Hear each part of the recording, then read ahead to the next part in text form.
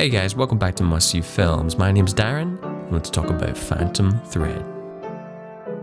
It's the story of an idiosyncratic and obsessed fashion designer, stuck in a cycle of replaceable female companionship, haunted by his mother and destined to become a bachelor forever.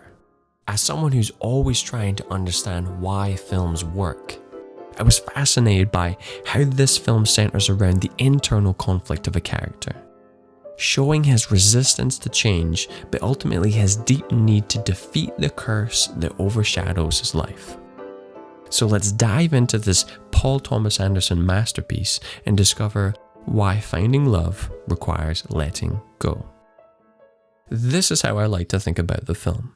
The protagonist of the story is love, and Alma is the champion of that emotion, where Reynolds is the antagonist with all his "Yes, mister. No, madam. Yes. His path to love is an internal battle, or more a surrendering and letting go of a long-held belief.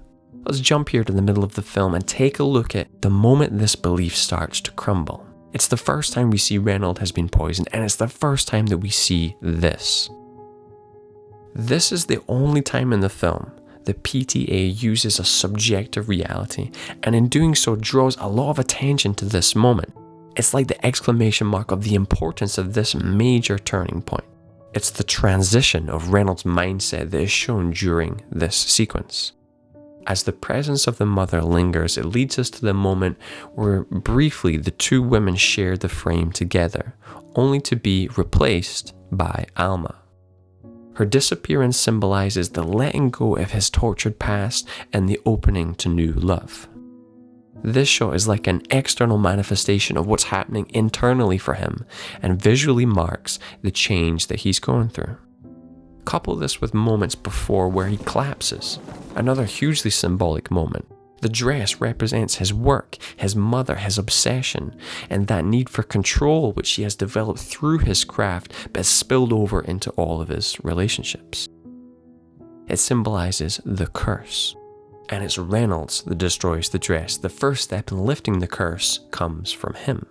So that was directly before the mother sequence, but what about immediately after? How exactly does this manifest when he wakes? This brings me to my favourite shot in the entire film. After a night-long effort to fix the dress by the seamstresses, the first thing I expected Reynolds to do on the day the dress was to be delivered was inspect the dress. But he doesn't. He walks right past it to Alma. Now here's the three things that surprise me and I love about this scene. Number one, he prioritizes her for the first time in the film. Secondly, he asks her to marry him as he tries to immediately counter the curse and shocks even Alma in the process. And the third and most telling element of the scene is what's being told visually. The very slow and deliberate push-in changes the shot from the dress, Alma and Reynolds to just the two of them. By cutting out the dress, removing the symbolic curse from the frame, and as Alma says yes, the dress can no longer be seen, emphasizing this major character change. Alma is invested in the relationship and fights against his stubborn ways in order to win the power back that she lost. At the start of their relationship, we see all these gestures of Reynolds taking all the control, keeping this, and winning the power dynamic. May I, Alma? Solidified by the absurdity of this formal initiation into the House of Woodcock, as he basically takes ownership over every part of her. But before we talk about why Alma is different, let's first flash back to Joanna. What do you mean, who's Joanna? Paul Thomas Anderson is a master of creating introductory scenes that give the audience lots of character information up front. This Joanna sequence tells the audience the status quo. It's an example of the endless cycle of companions and how Reynolds doesn't think her attention is worth a confrontation. I cannot begin my day with a confrontation, please. It helps us learn the normal sequence in which things happen, so we know what to expect later on, and it gives us something to compare and contrast Alma's story to. We also learn that Cyril is basically an enabler, but she's also the real boss and makes the executive decision to dispose of her, as she mothers Reynolds the way she knows he needs. But anyway, back to Alma, we see her fall into the same trap of placement, and we expect the same outcome as that opening sequence has taught us. But it's her stubbornness, it's her power of will, it's her refusal to settle that keeps the relationship off balance enough not to fall into that normal cycle. Early on, she is presented as passive and swept off her feet, but she's much more than that. In fact, I think her first attempt to overpower him before the poison was through manipulation. Before the midpoint, when the curse is beginning to break, Reynolds' primary love is his work, and Alma is well aware of this as she attempts to win him over in this scene.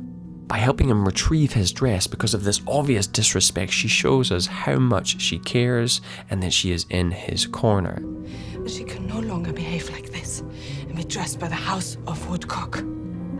Leading us to the first on-screen kiss that we see between them, coming strongly from Reynolds this time. However, despite this seeming success, she goes one step too far and tells him that she loves him, only to be met with a silent exhale. The following scene about porridge has nothing to do with the plot, but PTA cleverly uses these short, seemingly meaningless scenes to act as a continuation, an extension of the emotional beat from the scene before, giving the appearance of love again, but leaving the question of true love unanswered. Reynolds' obsession and focus shifts again before long, and Alma becomes displeased with the way she is treated. I didn't catch this one on my first viewing, but how much this next moment really rubs salt in her wound. As the French bride is formally greeting the staff, she doesn't acknowledge Alma, and although silent, she takes major offense and holds it in until... I live here.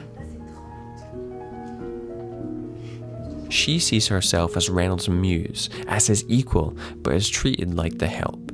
And it's this that leads her to plan the surprise dinner, and we all know how that turned out. Leading to this.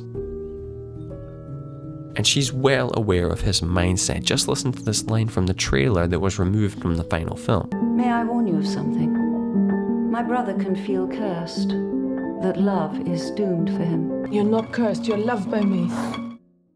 This is a good point to talk about Johnny Greenwood's score. Not only is it beautiful and haunting, but it's used very deliberately throughout the film to highlight certain turning points. The mother scene, for example, is the midpoint of the movie, which the entire story swivels on, and it has its own signature song that we hear only once. Before Alma arrives, we have music that represents the everyday routine of the House of Woodcock, only to be interrupted by my favourite use of music in the film. This is the song used to signify Alma taking power back and winning against Reynolds' habitual behaviour. We see it in both the poisoning scenes, which is appropriate, but let's look at the first time we hear this in the entire film. The first moment where Reynolds gives in to her. Watch how the music cue starts directly on his answer. Let me try for you.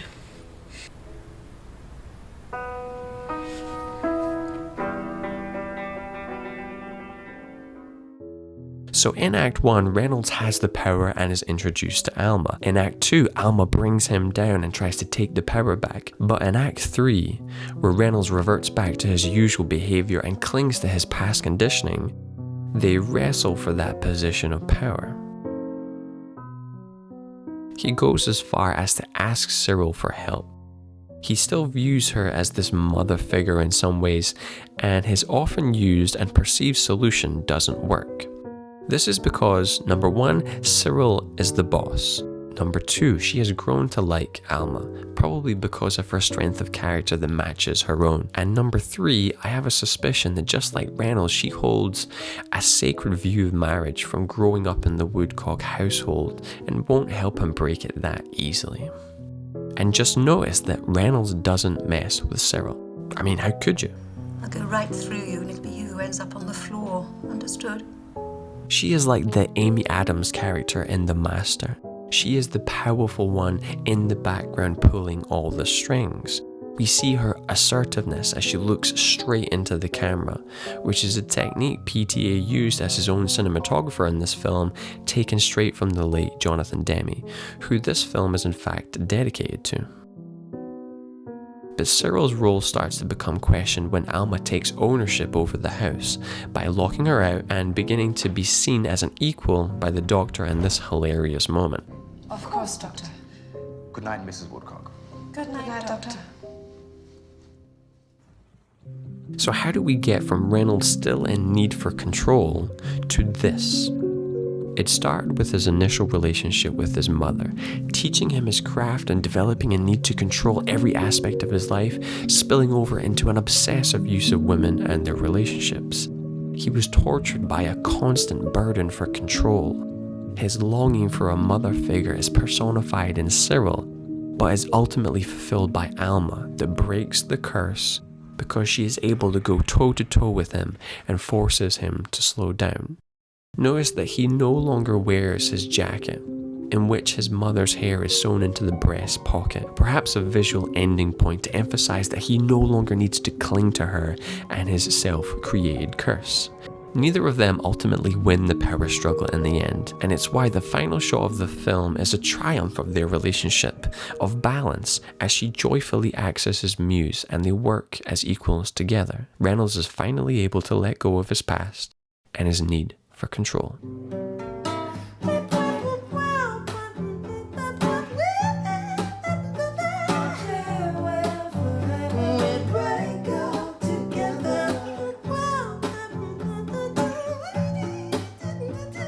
Hey guys, thanks for watching this video on the latest PTA masterpiece. Let me know in the comments below other films that you think I should cover.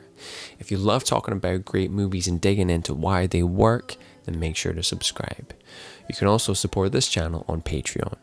If you're a Paul Thomas Anderson fan like me, make sure you check out my video on There Will Be Blood. Thanks for watching, and I'll see you in the next video for The Pursuit of Happiness.